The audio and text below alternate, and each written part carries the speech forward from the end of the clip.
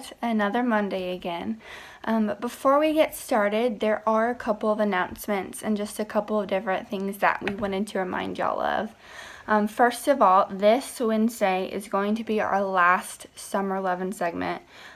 So make sure that y'all jump on that. I'm super excited. We're going to be talking about who to date. So we went over when to date and why to date, and now we're talking about who. But JP and also Michaela is going to be there, and they're going to be just kind of talking over that subject. But there's also going to be a type of Ask Anything segment at the end. So make sure that y'all are thinking of some questions that you maybe want to ask them. It could be anything related maybe to the series that we've been going over, or just Christianity in general, or even random stuff like how they met, or why JP still calls his Toyota a truck. Like it could be anything. So make sure to take advantage of that opportunity this Wednesday. But another thing is that this week we released an announcement, and if you haven't heard, we decided as a church that we just think it's better if we do not go to camp this summer. And also we got news even after that Generate, the company that runs those camps, also decided to cancel just because of COVID-19 and just to make sure that everybody stays safe. And so I know that that's probably really disappointing to a lot of y'all, and I'm bummed with y'all. But I also just want to remind you that even though we can't go to camp this year, it's still going to be a really amazing summer. We're in the works of right now planning some really cool events for y'all this summer. And it's definitely going to be different, and it's going to be new, but you just have to think of it also like there's going to be a lot of new things that y'all get to do, and a lot of new cool events that y'all are going to be able to do. So make sure to clear some time on your calendars for the summer for all those different things. But keep your head up high, guys. I know it's hard, but I'm really stoked about the different things that are going to be going on during the summer for y'all. So make sure to stay tuned for those as well. Speaking of summer too, though, we have a very exciting announcement that is going to be coming later this week. So make sure that y'all keep your eye open for that. I'm so excited for y'all to see what it is, but that's all I can say. But just make sure that y'all keep your eye open for that. So we are just going to go ahead and jump right in. Drew talked about a very difficult subject, and one that I know I personally struggle with a lot. And that's basically putting people's opinions above God's. And so this is something that's super hard also because a lot of times it happens in all different areas of life. It can happen in school, it can happen in church, in your Bible studies even, it can happen at home, in sports and band, or wherever you are. Wherever there's people, honestly, there's always that temptation and that struggle of putting other people's opinions and wanting that acceptance from them above God's, and not striving and trying to seek His opinion first. And so this is something that when we do strive towards that and we put all our energy towards that, in the end it just leaves us feeling empty, and it leaves us feeling lost. And honestly, super exhausting, right? It is just having that mindset of trying to figure out how to please others and how to gain that validation, when in the end, it's not going to do that for you. And so we get to see this a little bit more in detail in John. And so we're going to be in John 12:36 through 43 today. So if you have your Bibles, you can go ahead and turn there. But it says, John 36 is where it starts. It says, "While you have the light, believe in the light, that you may become sons of light." When Jesus had said these things, he departed and hid himself from them. Though he had done so many signs before them, they still did not believe in him, so that the word spoken by the prophet Isaiah might be fulfilled.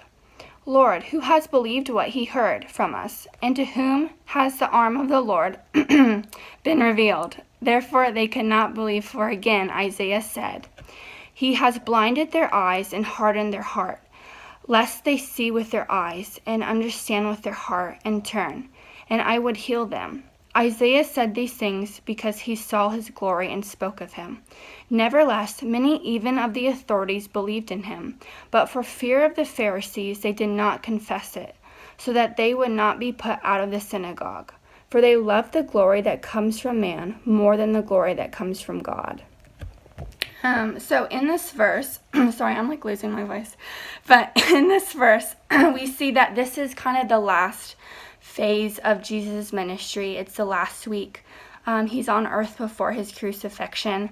And we see that a lot of people believe and a lot don't still, but there's also people who want to believe, but they can't because they're afraid that the Pharisees are going to basically kick them out of the synagogue, which in a sense, like Drew talked about, is them basically being kicked out of their community and the church in that area. And so they're afraid of what other people think, and they want that validation and that acceptance from other people more than they do from God. And one specific verse that Drew points out is verse 43, and it says, again, for they loved the glory that comes from man more than the glory that comes from God. And so in our lives, I feel like a lot of times we strive and we put this glory and that validation that people give us in front or more important than the glory that we get from God. And one of Drew's main points, he said that the idol of other people's opinion is when we choose to look to the love, acceptance, and approval of others more than the love, acceptance, and approval of God. And that's so true, but at the same time, that's so crazy just to think that we strive and we spend all of our time and all of our energy chasing after these approvals of other people more than we do from the God who created us. And the thing is that God's love, acceptance, and approval is so much greater than anything we could ever get here, even to the point where we can't really understand it, but yet we still strive after that earthly acceptance from other people. Because we fall into that trap of not fully realizing what God is offering us and not fully surrendering and accepting and believing that truth. And so a lot of times that's hard for me because I personally, it's hard for me to say no a lot of times because I'm afraid to disappoint people, or maybe it's a fear of a loss of relationship, or you just really want to feel like you fit in, that you can be comfortable and wherever you're at and with whoever you are with.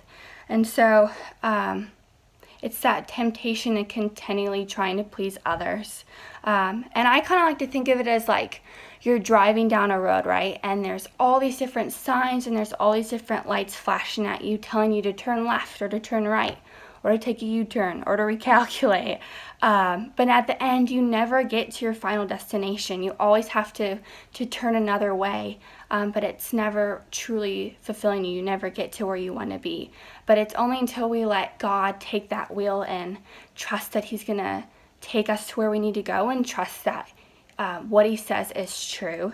And he showed us, and he tells us that his opinions are all that matter when he came and died for us on the cross, because we didn't deserve that, but yet he still saw us in that new way, and he loved us to believe in us that we could still be with him even though we were sinners, right? Even though we still sin now, he still reminds us of that every day, that we are his children, and that he loves us and that he has great things for us. And so I think just really trying to fully understand that and trying to accept that. And as Drew said, to tune your heart every day to God's words first. And just to really realize and maybe question, where are you looking for that validation and that acceptance? And that fear that you may have with not wanting to be an outcast or not wanting to be an outsider, or maybe you're afraid again, like I said, that you're maybe going to lose a relationship or disappoint someone. Those are standards a lot of times that we give ourselves or that the world gives us.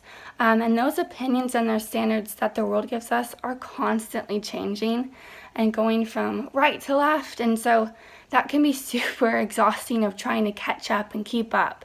But in the end, you don't get anything from it, because truly all that we need is God's opinion, and what he says is true. And so tuning your hearts every day to God's words first. So maybe taking whatever that is in the day for you to really sit down and remind yourself of God's promises and ask him to help you seek out those different places or those different people that are maybe speaking into your life that you maybe are putting above God. And again, like a lot of times it can be where there's good people in your life, right? There's great relationships, but you're holding them to a higher standard, or you're taking what they say and putting that above God. And so it can even happen in relationships like that. And so you just really have to be aware of where you're truly trying to find that acceptance and that validation. And so we have a couple questions for you guys, again, to discuss in your groups. The first one is, what voices are the loudest in your life? And are they good or are they bad? When in your life do people's opinions of you matter more? So that could be maybe on social media, or again in band, or in sports, or wherever that is in your life right now. What are you doing to tune your heart to God's voice first? And how can you do that? What's a practical plan that you can make to maybe spend some time with God and remind yourself of those different things? Even if that's maybe putting like a sticky note on your mirror, or having someone keep you accountable or text you every day. So what are you doing to tune your heart to God's word first? And then, why is making God's voice first freeing for us? So those are the questions that we have for y'all this week. But I really encourage y'all to go over and talk about these questions with your group and discuss that, and just be open and keep each other accountable on that. So thanks for listening. And we love you guys. We're praying for you. We miss you so much. But I hope to see you Wednesday and the summer too. So bye.